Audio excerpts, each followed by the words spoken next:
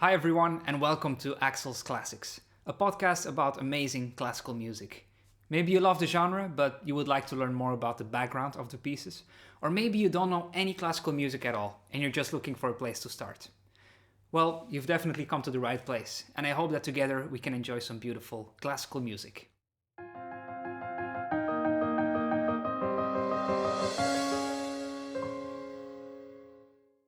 Last week I talked about the Tragic Overture, written by the German Romantic composer Johannes Brahms.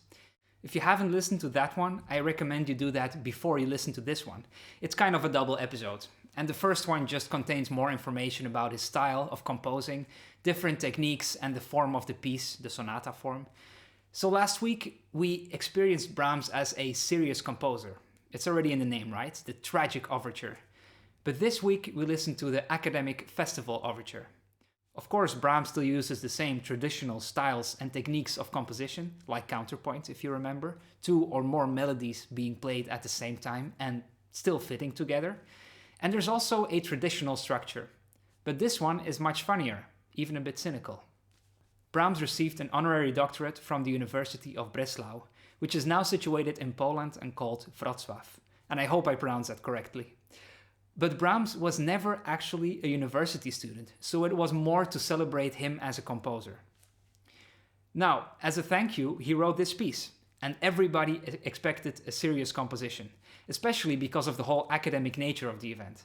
But instead, he wrote an overture with 4 student songs in it. And I say student songs, but I can just as well say drinking songs. So in a way, the name academic really fits. Of course, because of the university and the whole student culture, but also still this traditional classical way of composing that Brahms was so famous for.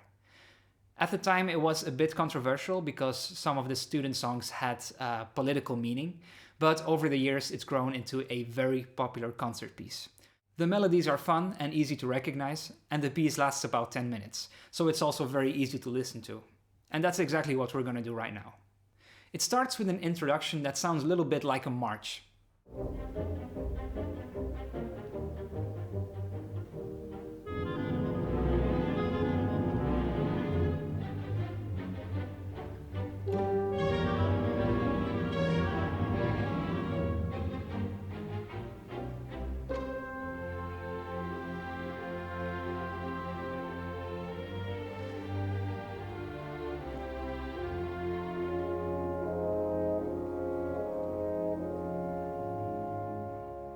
So, this was the introduction.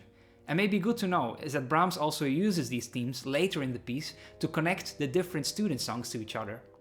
Remember from last week that Brahms is a master on writing variations on different melodies and themes. And to get from one section to the other, he writes transitions. So now you know where the material comes from for transitions later in the piece. But then we arrive at the first student song.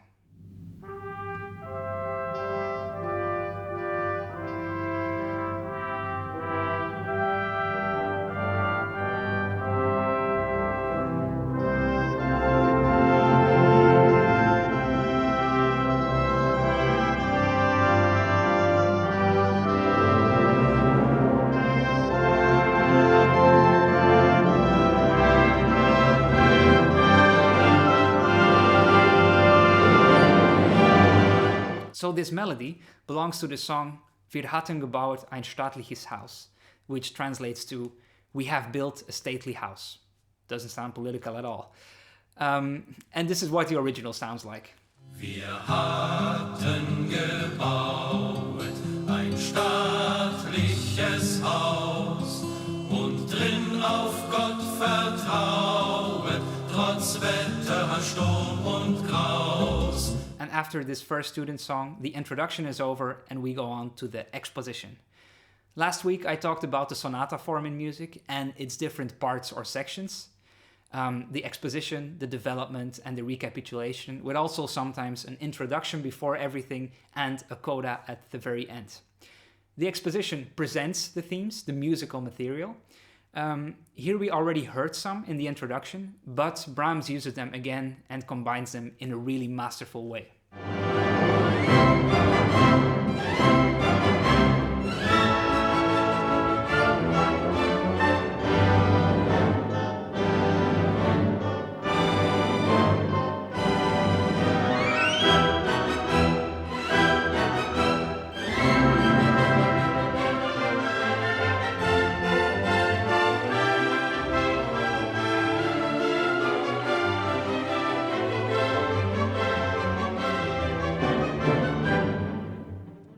then, still part of the exposition, still presenting new themes, is the next student song, Der Landesvater, or translated, the father of our country.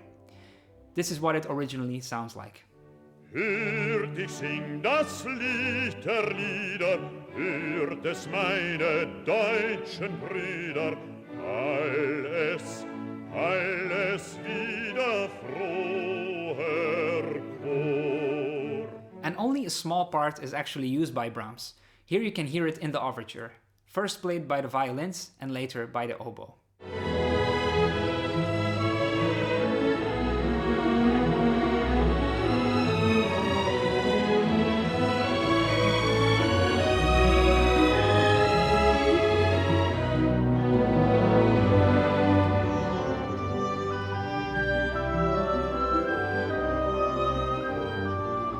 And after that, immediately another student song, Was komt dort van der Höhe, which translates to What comes from afar.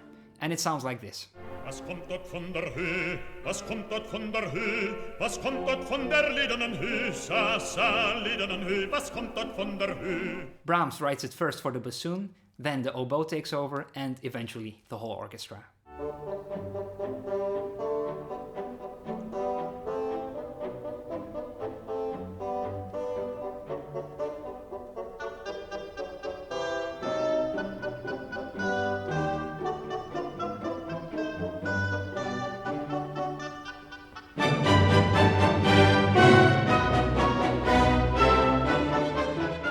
One more thing about this part, we are now so focused on the melody that it's sometimes hard to hear all the layers in this music, especially if it's the first time that you hear the piece.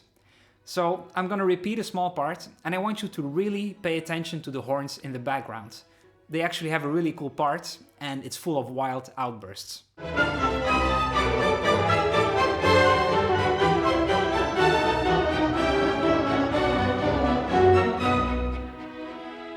Then there is one more new theme in the exposition, played by the oboe, and it's combined with the last student song that we heard.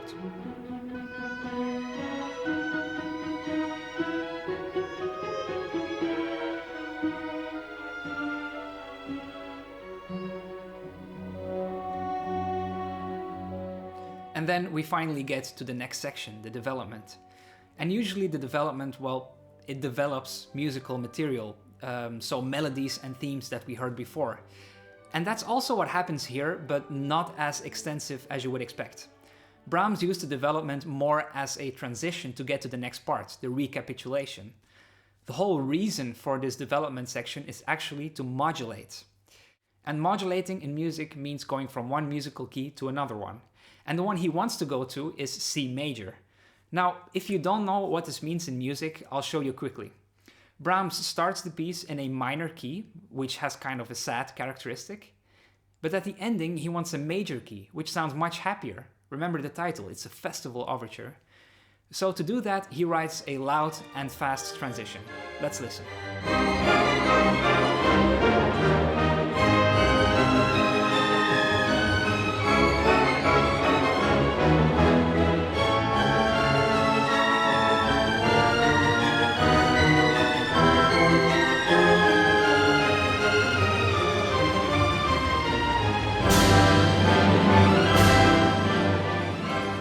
So here we finally got to this festive key of C major. And we are also well into the recapitulation, kind of presenting the original themes again. So of course we hear those same student songs coming back. Here's the first one.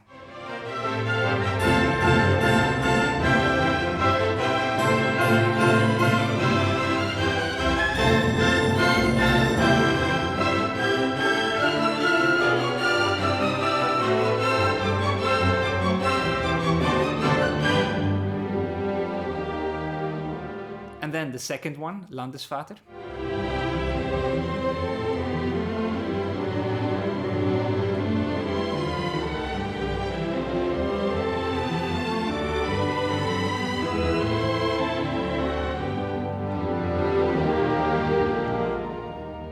Then there is a transition to the third one, Was kommt dort van der Höhe, and right after the ending, the climax of the piece.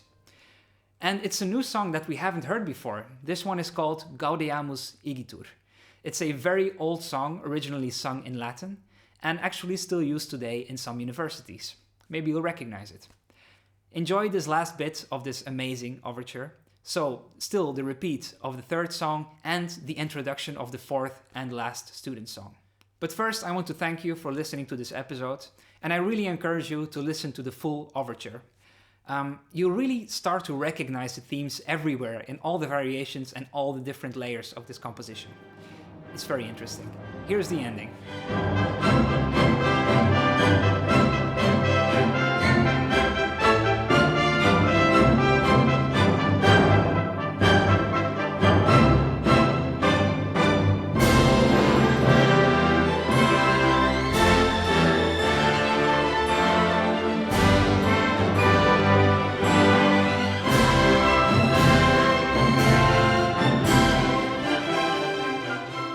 Now, if you have any questions, feedback or suggestions, you can always comment them here below the video, and also make sure to subscribe so you don't miss the next one. See you next week.